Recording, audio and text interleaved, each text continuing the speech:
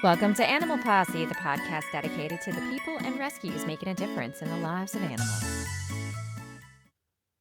Today's guest is Sydney deVictoria Michael, an animal advocate. Hi, Sydney. Welcome to the show. Before we start, tell us how you got started in animal rescue and give us a brief bio on yourself. Whew. It's a convoluted journey. I guess you could say it started, I was living in Washington State, north of Seattle.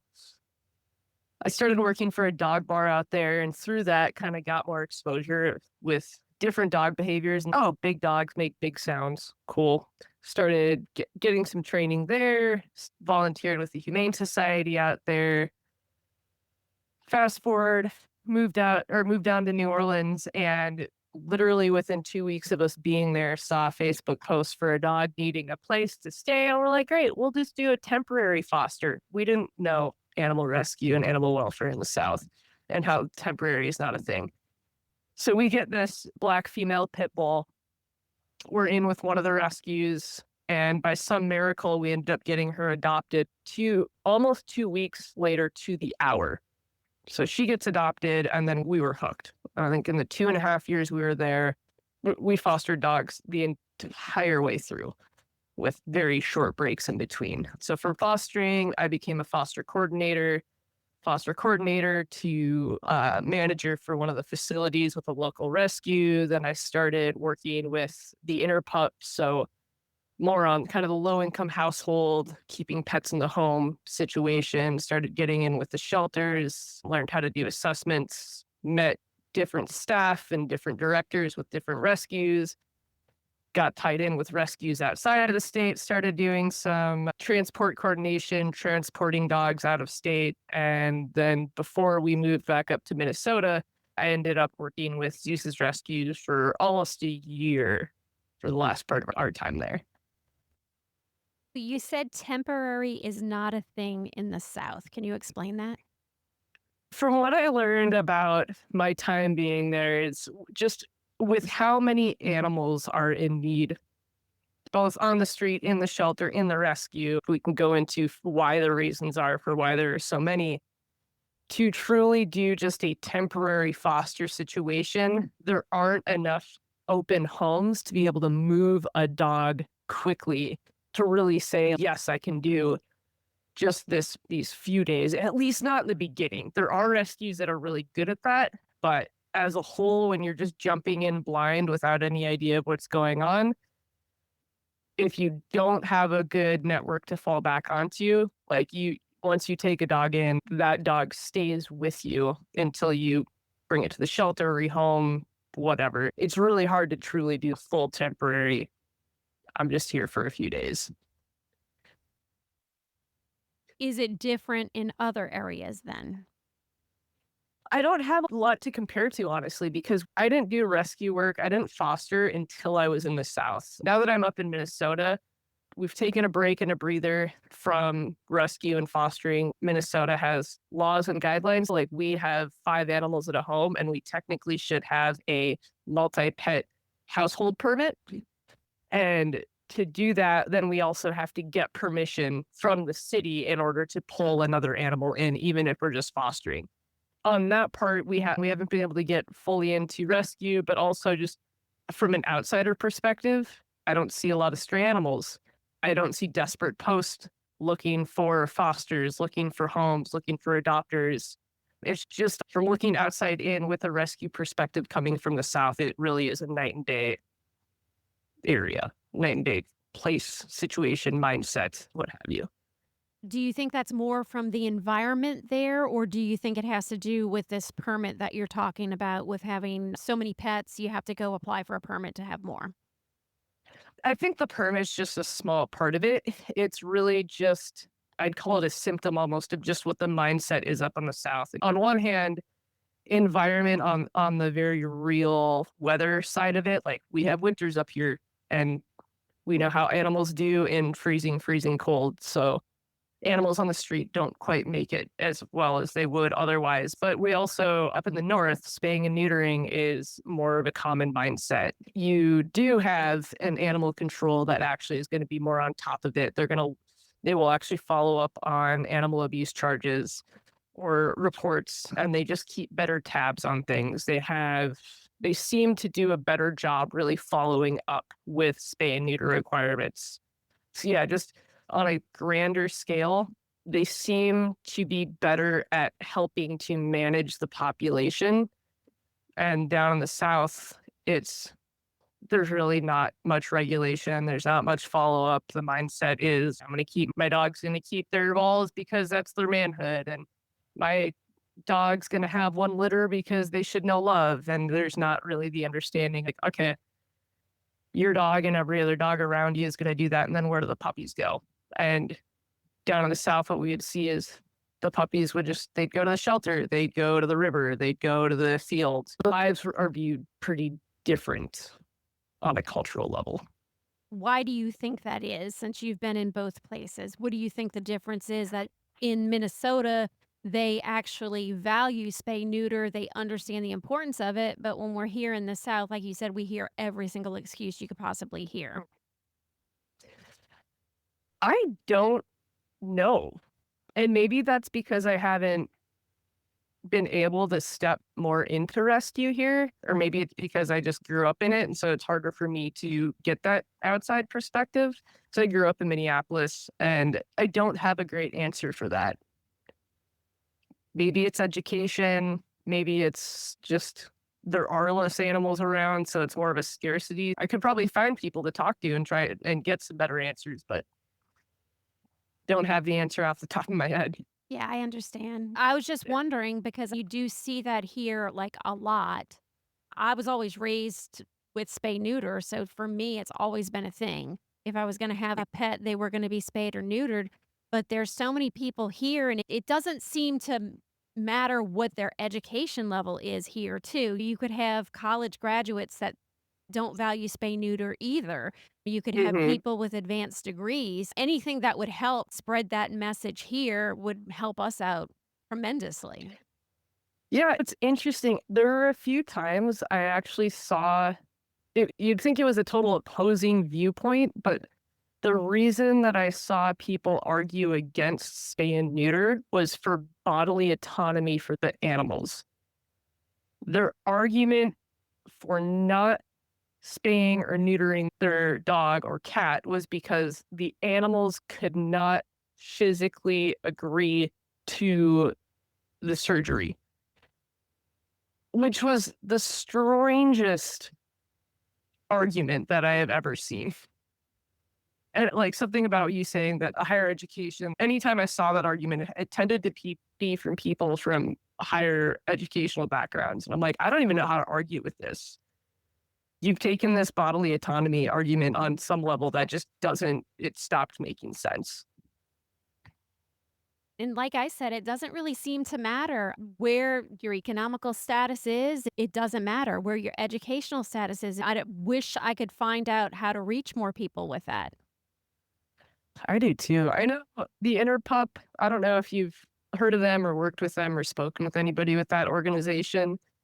They're a really amazing organization that looks at the long-term relationship and the long-range conversations. So when I worked with them, I would go door to homes, and it was literally like the neighborhoods that most people would want to go into. And I would just go and I'd see, okay, you've got a beware of dog sign, or there's a dog hanging out tied up on the porch. I'm going to go talk to you.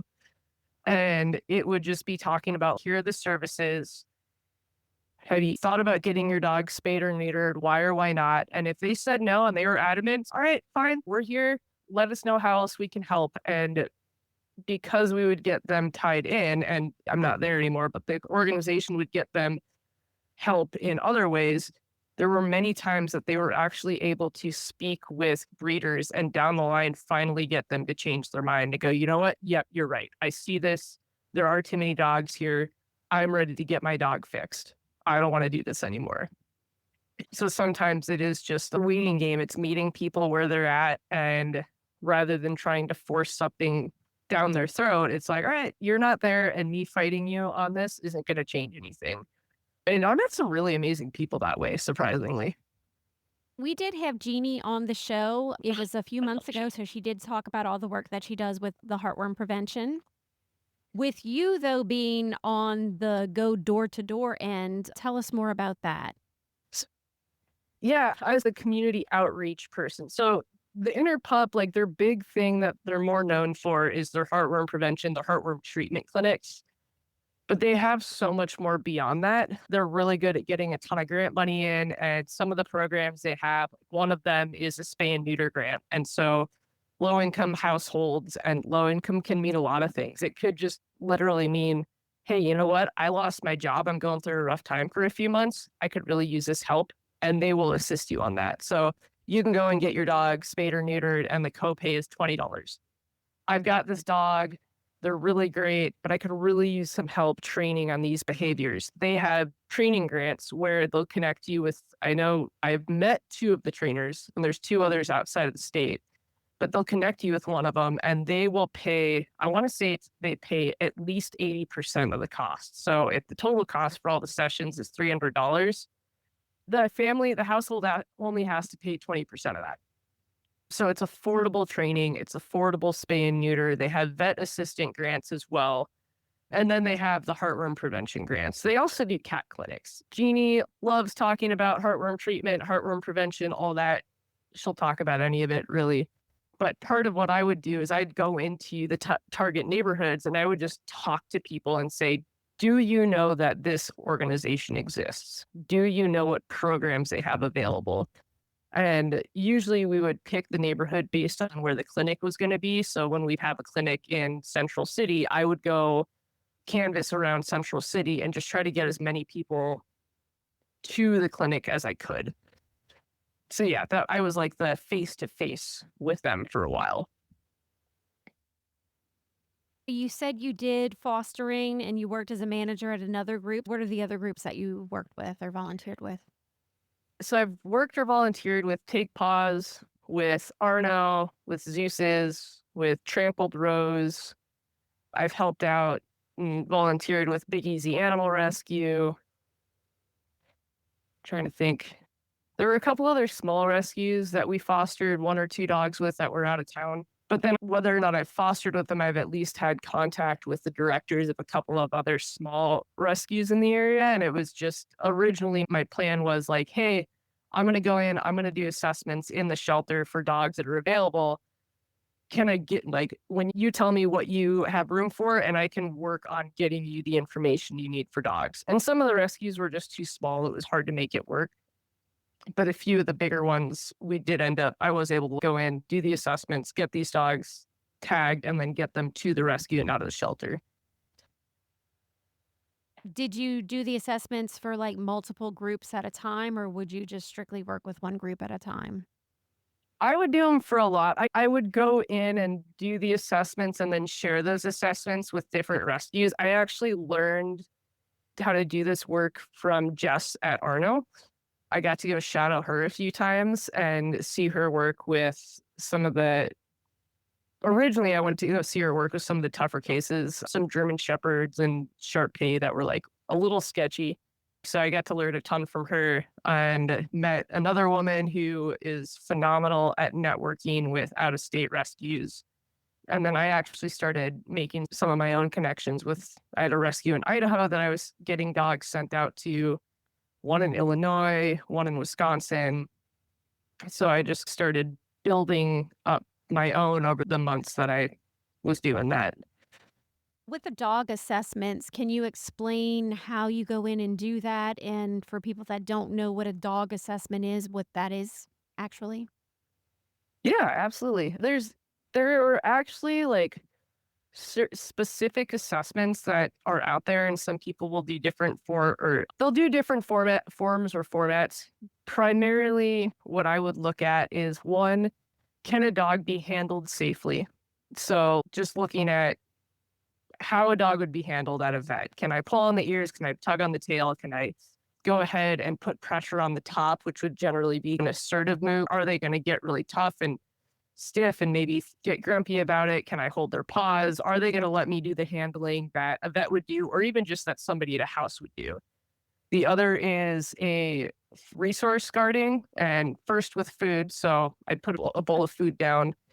I'd use what's called an assessa hand, which they don't make, but I got a Halloween prop hand, put it on a stick, and I would use that. So I'd give the dog the food. I'd start handling him with the hand, and then I'd go eventually and start putting the hand in the bowl. And it's to see, are the dogs going to get defensive? Are they going to growl, or are they going to fight or even attack the hand? And then do the same with the toy, and then also do a dog test. So, like, how is that dog when they're meeting or interacting with another dog? And those are really the main things that a rescue is going to want to know. If I can find a dog where I'm going, hey, they were good with every single bit of handling that I did, they had no issue with me touching them or putting my hand in the food bowl. They were fantastic with a dog or with 3 dogs that I tried, and they didn't have any issue with a toy. That is a gift to a rescue to say, I found this dog, and I call them a gem dog. Like, this dog is fantastic. I would take it home if I didn't have 5 of my own. And then if there's other behaviors, I always work to be as honest as I possibly can. If I see that there was an issue that popped up in an assessment, I will tell that rescue. Sometimes I can say, hey, yeah, there is an issue with this other dog, but it could have been because of XYZ. It could have been because of leash tension. It could have been because this dog hasn't been neutered yet, or it was male and a male, or whatever. And then I give the rescue the option to either ask me to get more information, to do another assessment, or they can just say, hey, right now we don't have an opening to be able to work on those behaviors. How long did you do the assessments for? When did I start? I want to say it was like May of 2024. And I would go in on and off until about May of 2025 when we moved up north. So about a year. And when you're assessing the dogs, how long does the process take for each dog? It's really not too long. Some dogs, it can just be 5-10 minutes. Other dogs, if like I would have every so often, I'd have the shelter say, hey, you know what, this one's being sketchy, or this one staff are having a hard time handling. And so I would make sure I'd give more time to just trying to figure, like, either one, to give the dog more time to get used to me, or 2, if the dog seemed to be really reactive to another dog, I would make sure we would do a much longer introduction. So it's pretty common for German Shepherds to not be great immediately meeting nose to nose. And so what we would do is I'd say, okay, bring a dog out that's pretty good with other dogs that you've tested before. And let's just walk up and down this field together. We're not going to come close to each other. We're not going to let them make contact. We're just going to walk, and they're going to get used to each other's presence and each other's smell. And that would obviously add more time, where if I had a dog that came brought out right away and was already giving me good signals, or weighed 10 pounds and I'm not going to be really concerned about a ton of damage, that little dog is going to take less time than a bigger dog that already has some concerns. So it depends. 5 to 10 minutes to 30 to 40. After you do the assessment, if you notice that there are some areas that need to be worked on, do the rescues take on that after, or do the rescues just say not pull the dog? It depends on the behavior, it depends on the rescue, and it depends on the resources. There have been some where I've been able to say, hey, here's what I saw. And they can say, you know what? I'm used to this behavior. This is pretty typical. That's fine. We've got a great foster for this dog. We'll take him. Others where it might be the one foster we have who would be great with this kind of behavior isn't available right now, so we can't, or other behaviors where it's just, this is too risky for us to take on at all. More often than not, I was pretty fortunate to be able to get a lot of dogs placed, but it just really all depends. I know you have a Facebook group too called Chronicles of Chef. So Yeah. tell us about that group. Oh, so first, I would have to tell you about my boy Chef. I would start getting tagged in posts on the Lost Pets groups, and one of them was this boy who I later named Chef. He was a German Shepherd. Somebody posted him. They saw him. He was off of Chef Montour Highway. He looked injured. I got tagged on like a Friday night at 10 o'clock. I'm like, I'm not going out there. Not happening. The next morning, he was still there. I had a friend who was with a vet, and she reached out. She goes, look, if you can get this dog, we will board him. We will take care of him. And I was like, all right, fine. So I go out there. Somehow, I think it took me like 15 minutes to finally gain his trust, get a slip lead on him, get him into my car. But we were all pretty aware early on that like he wasn't going to be an easy one to handle. And we weren't able to get any rescue to sponsor him because of his behaviors. We could tell pretty quickly that like he was going to be a bite risk. He wasn't going to be a dog we could place into a home because he just wasn't trustworthy enough. It was me and one other staff member at the vet that could handle him. And I would go out there multiple times a week just to continue working with him, gaining his trust. We were trying to see if we could get him in with a working dog program, but there was just this part of him that wasn't fully predictable. And a series of unfortunate events, eventually we had to make the decision to do a behavioral euthanasia. And that was not an easy decision, but he's just stuck with me ever since then. And so this group, originally I made the group for people who had seen his original post, wanted to follow along. It was to fundraise for his vet care. After we made the decision to help him across the Rainbow Bridge, I turned it into a group to help network or just share the story of dogs that were scared or were in, mostly at first dogs that were scared in the shelter and who, given the chance, were able to blossom into just fantastic dogs. And then it just went into let's network dogs that don't have a rescue backing. I haven't used it quite as much, but it's still alive. And yeah, it all started from Chef. He's a very good boy who just had a really crappy hand dealt to him. Yeah, I went through the group and I was looking at some of your posts about all the other dogs that you did help through there. Can you discuss some of those as well? Yeah, I'm trying to think. Some of the earlier ones, there's a dog, Shelby. There's a family. I want to say they were over in Gentilly, not far from where I was living. They found her as a stray. Every so often, I would reach out to people and just say, hey, do you want to keep the dog? Can we help get you connected to resources? Or here's what you do if you find a stray dog. And this family, they couldn't keep her. I was trying to network her with local rescues, couldn't get her into a local rescue. They were totally fine holding on to her, but they could only hold her outside. I got her connected in with vet care, finally was able to place her with a rescue in Idaho. And so it was just like this whole team effort with this woman who made a place for her out in her yard, the vet office who was able to board her when it got too hot and take her in for all of her vet care, this rescue that I made a random connection with. And she ended up, she got adopted by a guy who works with the VA, and she goes around on all of his VA visits. He was a driver and he would take veterans to their appointments. And so she became a therapy dog. She was one of the earlier ones. There was another one, David Chow, who she was hiding under somebody's car in the east. I think it was the east. In the middle of summer, wouldn't come out. I had to literally pull her out of the car with what's called a snappy snare. So it's not quite a snare stick, but it's close to that. Got her out. Unfortunately had to take her to the LASPCA. I knew that she wasn't going to present well there, but they at least got her some vet care. I found a connection with a rescue in Houston for Chow Chows, and they agreed that if I could get her out to them, that they would take her. So I got her in with the same vet that was able to board Chef, found transports, got that sorted and got her off. And I think she got adopted like 2 weeks later. So it's just like random stories like that where dogs that need help can't get in with a rescue. And it's just, what can we do, or what could I do with the connections I had to help get them somewhere else?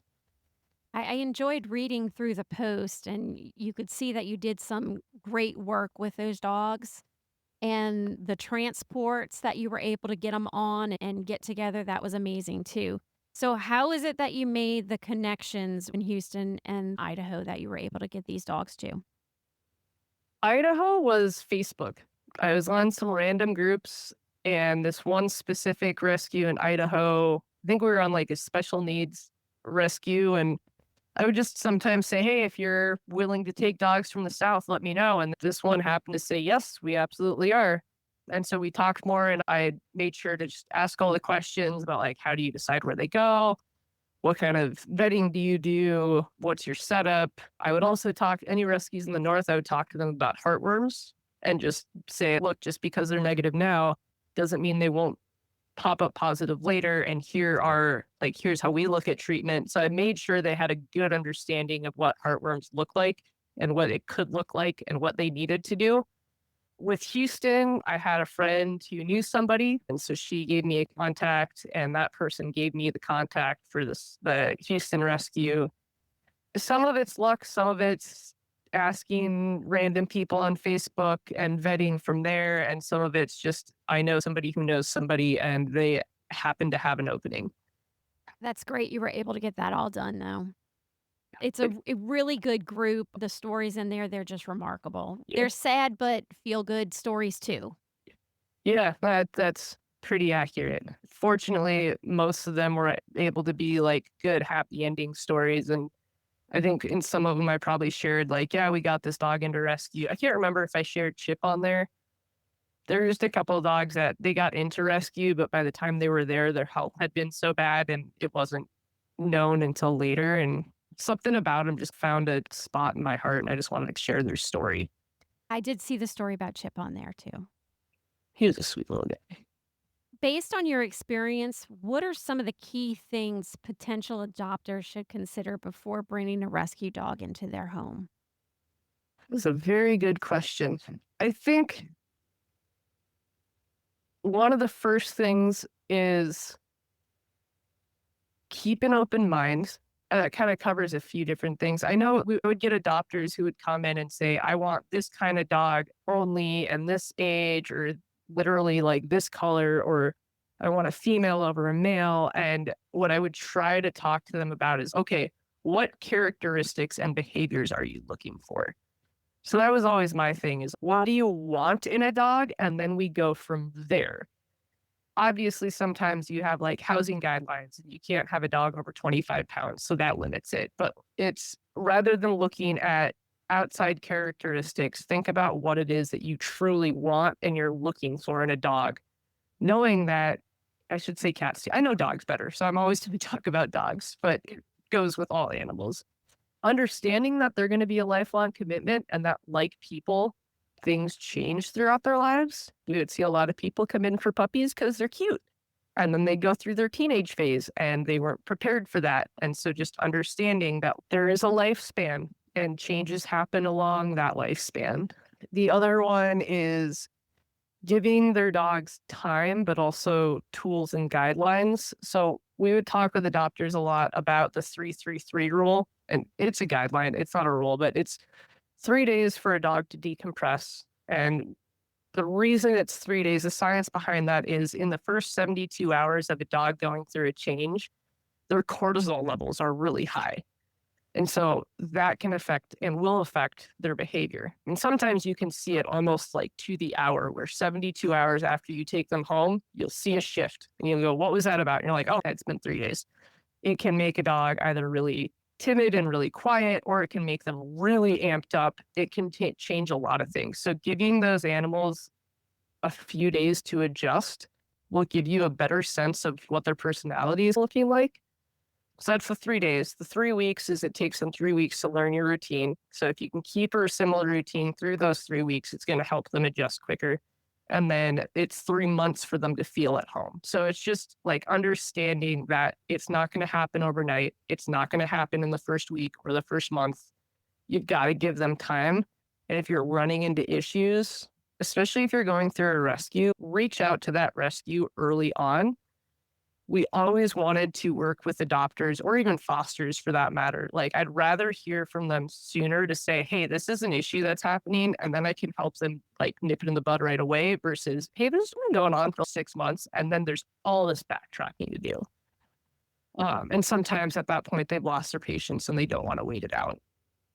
So those were the big ones that I would I want people to think about also looking at shelters. But on the flip side to that, don't make a snap decision based off of a euthanasia deadline. Because if all you're looking at is, I want to save this dog's life, but you're not looking at what that dog, who that dog is. I've seen this a lot too, where people will get a dog off of a euthanasia list, not thinking about any potential behaviors, realize that there's potential behaviors, and then they're panicking trying to rehome that dog, and they don't want to bring it back because they don't want the dog to get euthanized. And that's a really hard place to be in. And rescues, especially in the South, aren't the backup. They just can't be. They're already overbooked. So yeah, I guess that kind of goes back to think about what it is you're looking for a dog. On to that subject, what piece of advice would you give them then if they do end up with this dog that has these behavioral issues? Reach out to a trainer. First, definitely start with a trainer. There are a whole lot of different trainers out there. If you're not sure where to start, you can always reach, even if it's not a rescue that you work with or you adopted from, you can reach out to rescues because oftentimes they have trainers that they've worked with, that they know, that they've seen good results from, or even that they're like, definitely don't touch that one with a 10-foot pole. So find a trainer, talk to your vet for a trainer, talk to a rescue for a trainer. Find somebody who has the ability to teach you things that you didn't know about dogs beforehand. A lot of the times with behaviors that I would see, it's stuff that can be handled pretty easily in the home, especially if you jump on it sooner.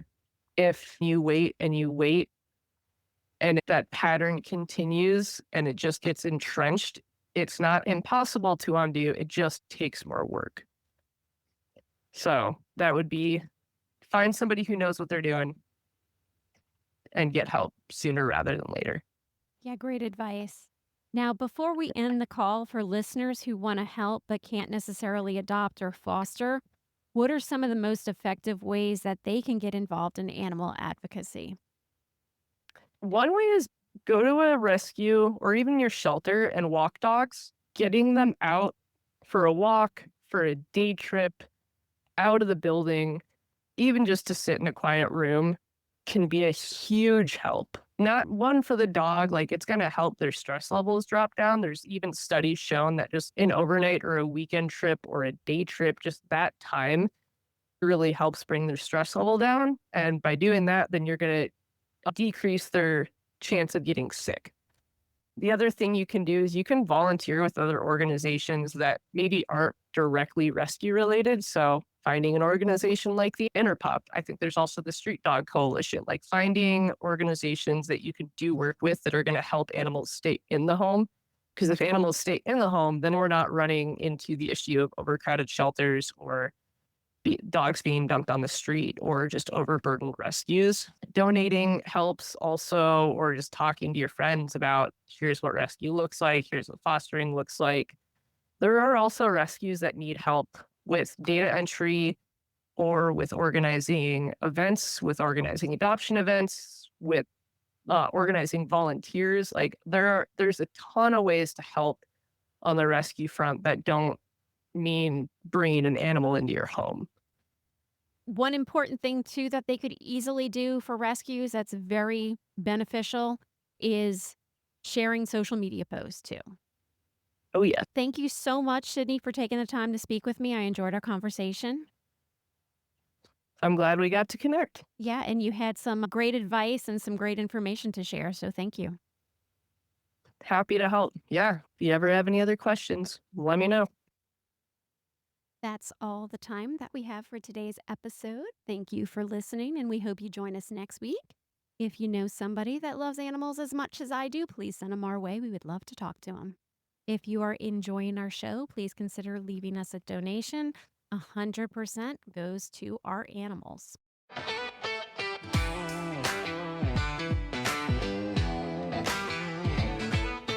Bars in the night, claws in the fight, whiskers twitch and tails take flight. They're calling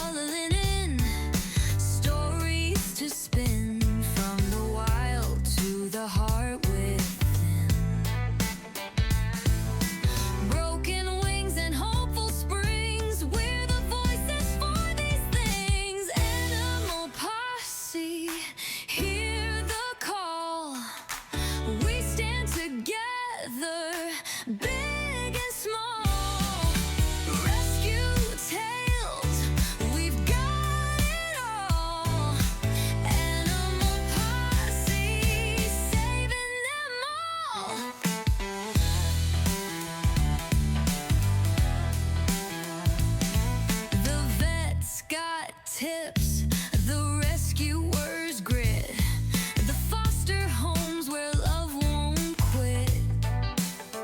From a pup in the rain to a bird in pain, every soul's worth the strain.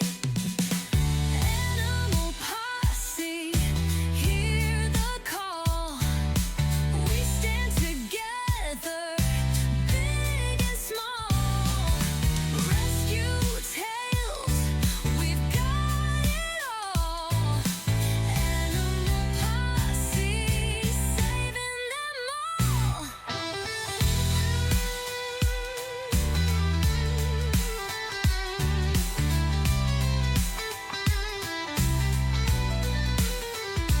Every caller tells a tale, every howl a whispered wail. We rise up, we never fail. This is the bond, the holy grail.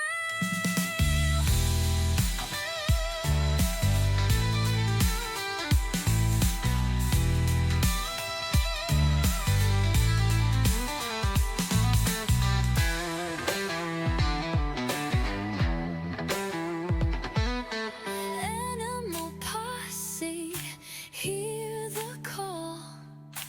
We stand together, big and small. Rescue tales, we've got it all. Animal posse, saving them all.